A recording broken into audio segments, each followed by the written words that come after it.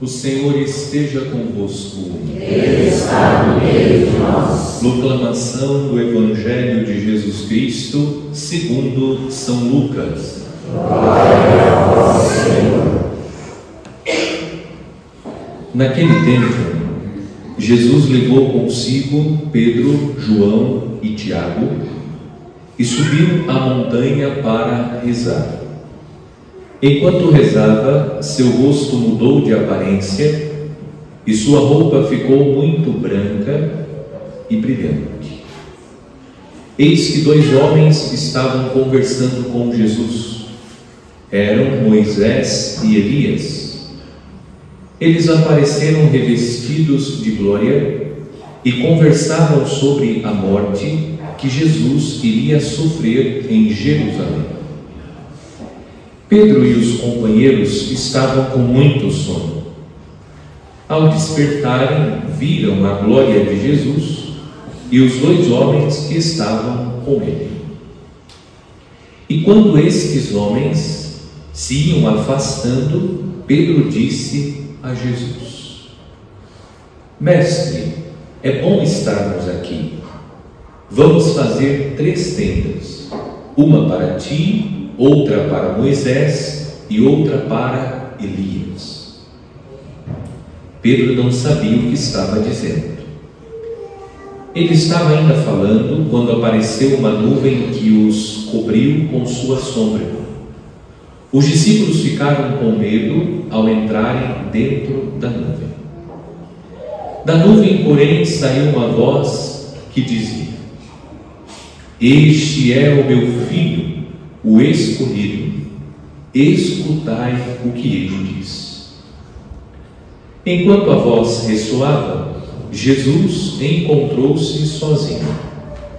Os discípulos ficaram calados e naqueles dias não contaram a ninguém nada do que tinham visto. Palavra da salvação. Glória a vós, Senhor.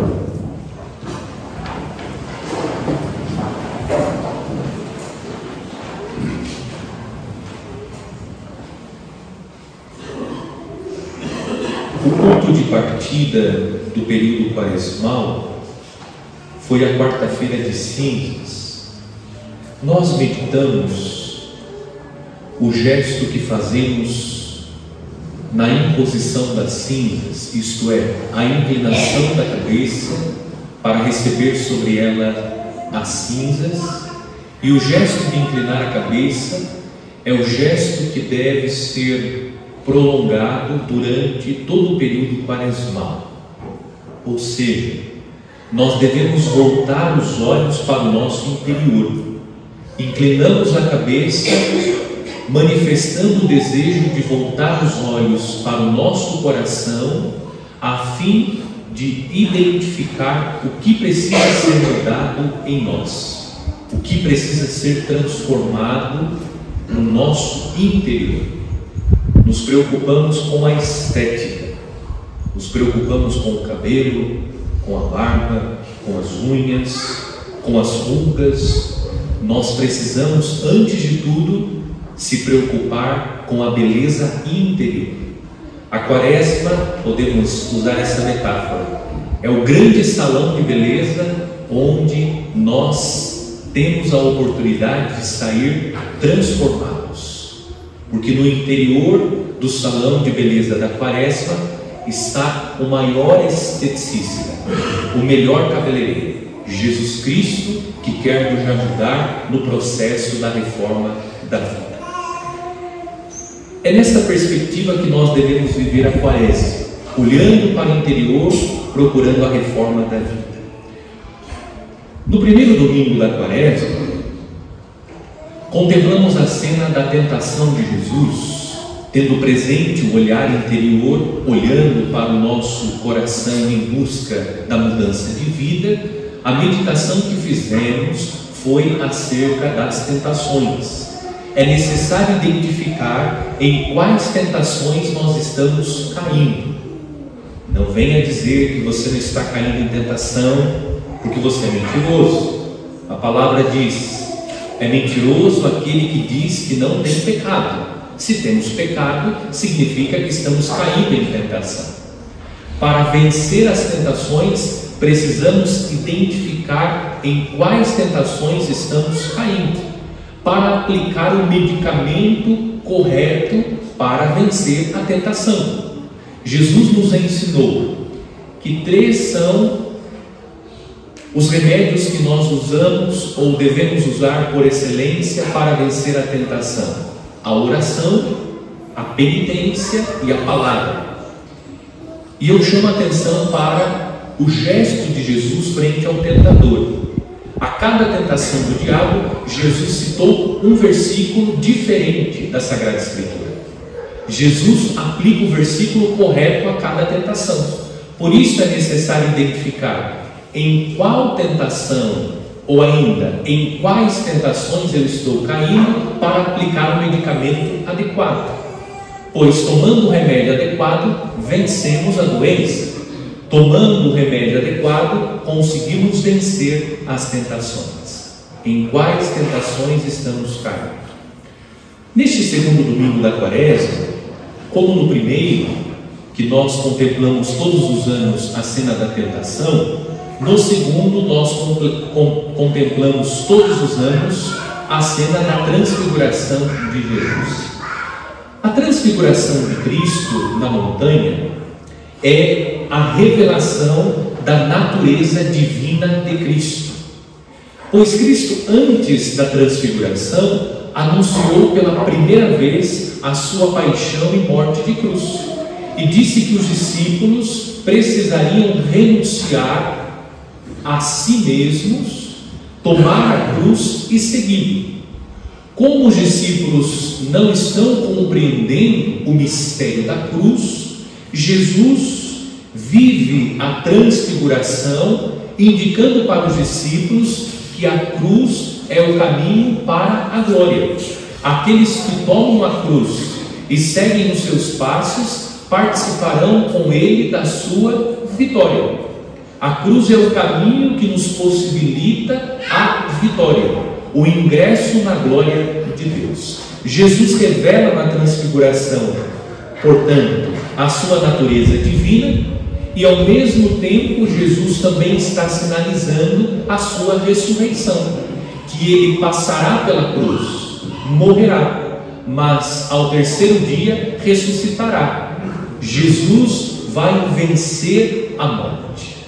Esse é o ensinamento que a cena da transfiguração traz. E seguindo com a cena da transfiguração, na conclusão do Evangelho, o evangelista descreve o seguinte: da nuvem, porém, saiu uma voz que dizia: este é o meu filho, o escolhido, escutai o que ele diz. Hoje, voltando os nossos olhos para o interior, a pergunta que nós devemos fazer a nós mesmos é: a quem estou escutando? Nós que decidimos seguir Jesus, precisamos escutar a voz de Jesus. A voz que saiu da nuvem é a voz do Pai, que está revelando que aquele que está na montanha, Jesus, é o seu Filho amado. E Jesus, na sua transfiguração, revela a sua natureza divina. Jesus é Deus. Por que devemos escutar a Jesus? Porque Jesus é Deus. Hoje existem muitas vozes que estão ecoando no mundo, e vozes que procuram influenciar a nossa vida. Se nós não permanecemos vigilantes, as vozes do mundo começam a influenciar a nossa vida de tal maneira que nós passamos a ignorar a voz de Deus, deixamos de escutar Jesus e passamos a escutar os homens deste mundo. Isso está acontecendo sobretudo na era das redes sociais. As redes sociais, aqueles que comandam as redes sociais, estão exercendo uma influência maior sobre a nossa vida do que o próprio Deus. Nos inclinamos e nos rendemos de tal modo às influências deste mundo, cedemos de tal maneira às vozes deste mundo, que gradativamente nós vamos recusando aquilo que vem de Deus, os valores da nossa fé, vamos abandonando os nossos costumes cristãos e passamos a viver e a observar os costumes pagãos. Gradativamente e de forma muito sutil, nós vamos abrindo mão dos nossos valores, porque tudo isso vai nos influenciando e influencia. A música que você escuta influencia. O filme que você assiste, a série que você assiste, os sites que você acessa, as páginas que você segue, tudo isso exerce uma influência sobre nós, uma influência boa ou uma influência ruim. E infelizmente nós temos uma avalanche de coisas ruins. Se nós não permanecemos vigilantes, nós nos rendemos a essas influências. Nós nem percebemos. Elas vão exercendo de maneira muito sutil. É a serpente nos enganando. A roupagem é boa, mas o conteúdo é péssimo. Se nós não permanecemos vigilantes, essas vozes vão influenciando a nossa vida. É necessário, pai e mãe, que você esteja atento, porque as vozes estão influenciando as nossas crianças, os nossos adolescentes, os nossos jovens e também os velhos. Nós estamos sendo influenciados pelas vozes deste mundo e passivamente nós vamos aceitando. A voz da serpente vai influenciando e nós vamos nos rendendo. É necessário que nós, à luz do Evangelho, possamos assumir uma postura ativa de alguém que está atento e procura discernir tudo aquilo que é apresentado. São Paulo disse: tudo é permitido, mas nem tudo convém. Convém a um cristão acessar esse site? Convém a um cristão a ouvir este tipo de música? Não adianta falar de pureza, de castidade às nossas crianças, se você, pai e mãe, permite que o seu filho escute músicas de péssima qualidade, que incentivam a depravação, que incentivam o mau uso da sexualidade. O que você está assistindo em casa? Que tipo de música você está ouvindo? Quais são os livros que você está lendo? Tudo isso exerce uma influência sobre a nossa vida. É necessário que nós busquemos o bom senso, o discernimento, a sabedoria, para discernir o que é bom, o que convém, o que não convém para nós cristãos. Isso nós fazemos quando estabelecemos uma comunhão com Deus. O exemplo é significativo. É muito interessante a mãe. A mãe, ela é capaz de discernir o choro do seu filho. Ela consegue distinguir o choro do seu filho do choro de outras crianças. Você pode ter numa sala inúmeras crianças. A mãe está em outro espaço. Quando ela escuta o choro do seu filho, ela consegue identificar: é o meu filho que está chorando. Por que a mãe consegue discernir o choro do seu filho do choro das outras crianças? Consegue distinguir: é o meu filho que está chorando, não é o filho da minha amiga. Porque ela tem intimidade com a criança, ela convive com a criança, ela tem uma comunhão com aquela criança. Foi ela quem gerou, ela quem está educando, ela que envolve aquela criança com o seu amor, com o seu carinho, com o seu afeto. Quando nós temos a comunhão que a mãe tem com o seu filho, com Deus, nós também conseguimos distinguir: essa é a voz de Deus, essa não é a voz de Deus. Conseguimos discernir: isso é edificante, isso não é edificante. Uma pesquisa comprovou: nas regiões onde as pessoas assistem novelas, o índice de divórcio é muito maior do que nas regiões onde as pessoas não assistem novelas. Isso vai exercendo uma influência sobre nós. Quais são as vozes que nós estamos escutando? Quem está influenciando a nossa vida? E é fato, infelizmente, às vezes eu fico um pouco assustado com os nossos jovens. Jovens bonitos, mas hoje é moda ser feio. Jovem bonito, que seguindo a moda se torna um jovem feio. É bonito ser feio hoje. Veja o impacto da influência. Cada coisa que surge, eu fico profundamente assustado. Os jovens estão sendo desfigurados. Existe uma beleza do jovem e ele passa a ser influenciado por este mundo e fica totalmente desfigurado. É necessário que nós estejamos atentos. Mas isso não atinge só os jovens, está atingindo também os adultos, velhos, que estão sendo influenciados. E nós vamos aceitando passivamente. Outro exemplo, o aborto. Veja como nós precisamos estar atentos. As pessoas começam a fazer uma revolução cultural.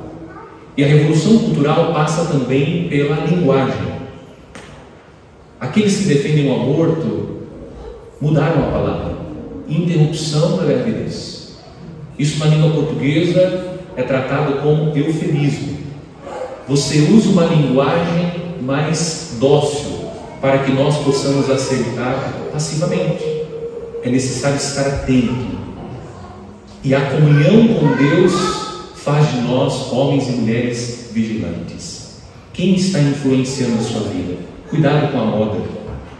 Cuidado com a moda. São José Maria Escrivá, falando sobre a moda, ele disse assim: quando você se sentir tentado a viver segundo a moda, olhe para as fotos do passado. E é verdade. Você olha e diz assim: nossa, como que eu tive coragem de usar essa roupa? Olha o penteado. É verdade. Você se arrepende de ter usado aquilo que você usou, porque você viu que aquela moda não era a melhor opção. Veja, a moda passa. Cuidado com a moda. A moda não vem de Deus. Deixemos que a voz de Deus nos influencie. Deus não sai de moda. É esse que nós devemos escutar. A quem estamos escutando? Quem é a referência? Quem é o modelo para nós? Ouçamos Jesus. Ele é Deus. Ele é o Deus da cruz. E seguindo aquele que morreu na cruz por nós, nós participaremos da sua glória.